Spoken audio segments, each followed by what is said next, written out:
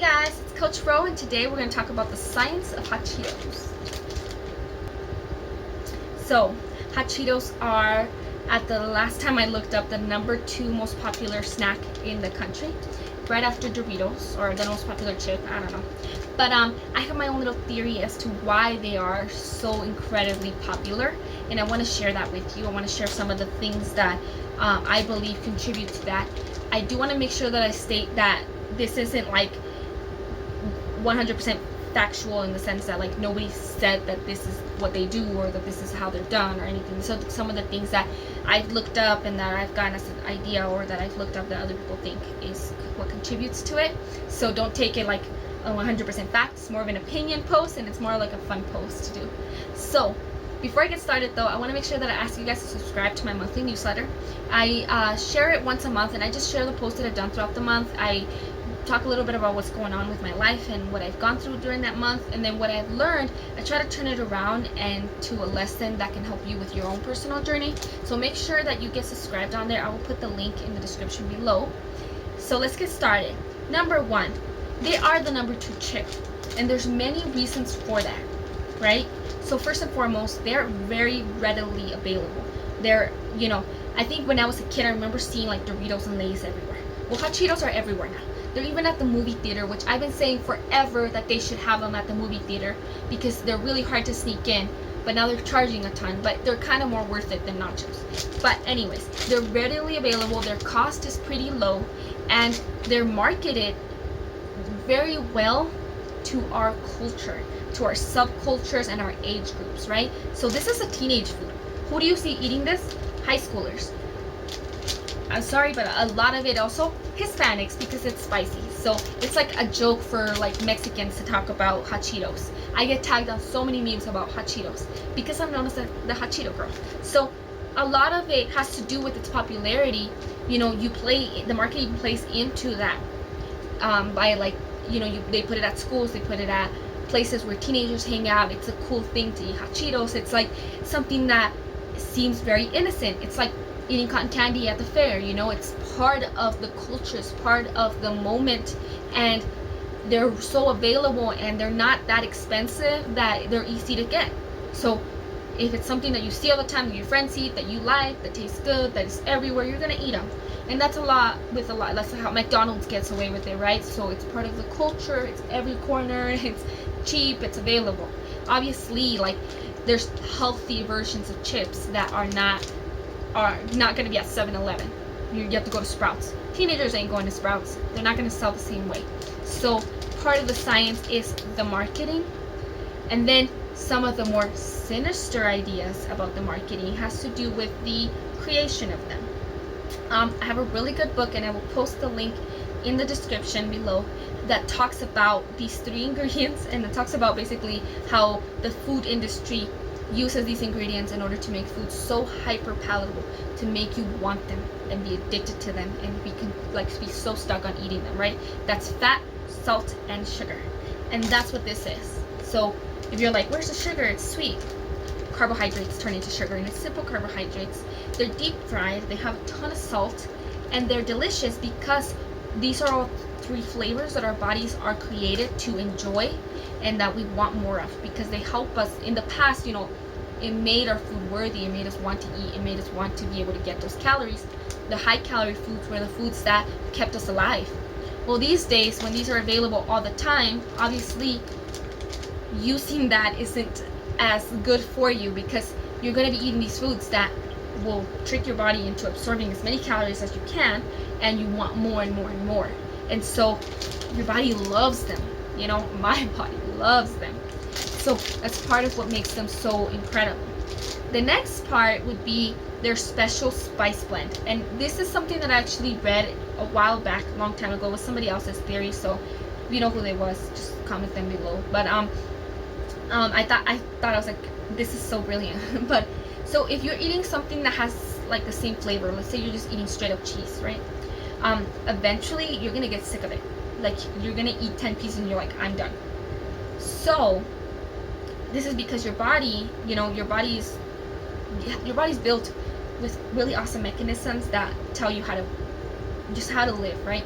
And so your body can tell when you've had too much of something, and it will tell your brain that you're full and you'll be done.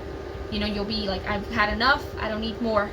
What happens with something like hot Cheetos that has a very special blend that has cheese and spice and other stuff in it is that your brain's not getting a signal that it's getting one flavor 10 times in a minute, right? No, it's getting like one flavor and then another and then another and then another. So it's getting like breaks in between these flavors. So by the time it gets a signal that, I've had enough of that flavor, you've ate the whole bag, right? Like you ate way more than you needed to eat. That's because it's like created that way. And so that I think is a really cool, it makes a lot of sense to do that. What I think is cool is that like you could try to use that same method but for like vegetables to help you not get full so easily. But it obviously is not the greatest thing when it's something that can be fattening. It's already high in calories, and if you're trying to watch your weight or you're trying to just not overeat something that your body doesn't need, you need to be really careful about the portion sizes, because it's so easy to just eat the whole bag. Like I can eat right now, I could do it on video. I could eat an entire family size bag, no problem. And my brain, like, it takes a lot. I would have to have already been eating really bad, or had, for me to like feel sick of hot Cheetos. And it's because of the flavor. Now, the next point is that it has MSG. So MSG is demonized by the food industry. And if you look at the actual science of it, I don't agree with a lot of the science behind why people hate it. The studies don't show that it does the things that people think it does. And so it's not necessarily a bad thing. It's actually a very helpful food enhancer that can help with a lot of flavors of food. It's naturally in a ton of other foods, and so it's not that big of a deal, except for the fact that it does enhance the flavor of foods, so it makes it more enjoyable, and it's believed to maybe make you crave the food. So a lot of people will say like it's addictive. I'm not sure exactly what the science of that is 100%, but I do know it does make you crave food, which is why I add to my vegetables. But there are some people who have experienced negative effects from it. That could be due to them having a special sensitivity to it. And so those people might actually realize that they can't eat these without feeling like crap. But the majority of people don't have that. So it's not that MSG is bad, it's just that it's a really good ingredient to have in something that you want people to eat a ton of, right? Because it makes them want more and it enhances the flavor. The next one is actually really cool, and you never think that it would be the case, but it is. Capsaicin. So it has chili. Capsaicin is the active ingredient in chili that makes things spicy. So most people would think that's a deterrent, especially if it hurts and they're not somebody who eats hot Cheetos often. And it's actually surprising to me because I see that people who can't handle spicy foods will still eat hot Cheetos, but or other spicy chips. I'm guessing it's because mixed with all the other ingredients that are good, your body's like, I'm cool with it. But also what happens is with this, because you're eating the capsaicin, you actually get pain relief. So I remember this as a kid, when I thought something was too spicy, I knew that if I just kept eating it and didn't take like breaks in between like the chip, and that it didn't feel spicy. It wasn't until I stopped that I really felt it. And so I could technically eat a ton and not feel like I was eating something that was too spicy. Well, it's because capsaicin is actually used as a pain reliever. There's lotions, there's other things, pills, stuff like that you can take that'll help you relieve pain. And it's going straight into your digestive tract. So as you're intaking that capsaicin, you're actually getting a relief. Now, let's say you don't have pain, so you're like, what am I getting a relief from? Well, your body's still getting a signal telling it that those nerve endings are being relieved. And so what happens when you stop? That signal goes away and your brain's like, ow, don't do that to me. Give me back what you were giving me. So you want more. That makes a lot of sense. That's actually kind of cool. It's kind of scary too.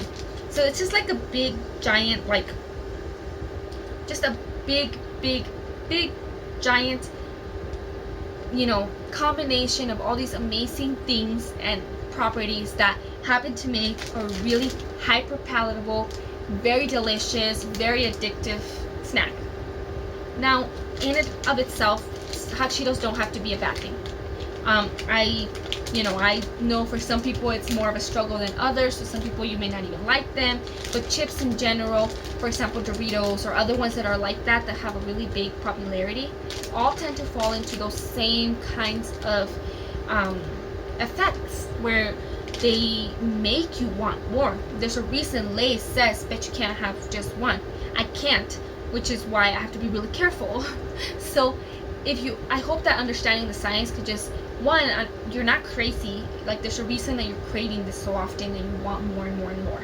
But also maybe it can help you both with understanding the effect that eating this will have, and that you have control. At the end of the day, it doesn't matter what your body's signaling you. If you can ignore other signals that tell you to eat vegetables, then you can ignore the signal that tells you to eat too much of this and have a healthy amount. And also understanding that this is something that your body does. You can use these same tips to eat other healthy stuff, right? And to counteract the effects of the salt, the sugar, the fat, the spices, the capsaicin, the MSG, etc. So for example, what I've tried to do is I can add things like salt and spices to my vegetables because it gives it a flavor. If you add butter, you're adding that. Now you have the starch and you have the fat, right? And so you're starting to make these foods. You want to be careful not to overdo it and make your healthy food unhealthy, like when people deep fry healthy stuff, right? So, but as far as like sauteing it with a little bit of butter, a little bit of olive oil, you can even add a little MSG, and it would make it so flavorful that you actually enjoy it. And so using that kind of science, and I will link that book below, you can use that information to kind of help you trick your body into wanting the stuff that is better for it. But also you can understand now how this affects you and what you can do for it not to have that much control over your life. Also, eat more spice. But I hope that you like this video. If anything, I hope you find it entertaining. Don't take it too seriously. It's mostly my opinion and just what I've read in the past. But thank you so much for watching. If you like it, please like, share, comment, react, tag, subscribe, follow, etc. But get it out there. And thank you so much for watching. I hope you have a wonderful, wonderful, blessed day. Goodbye.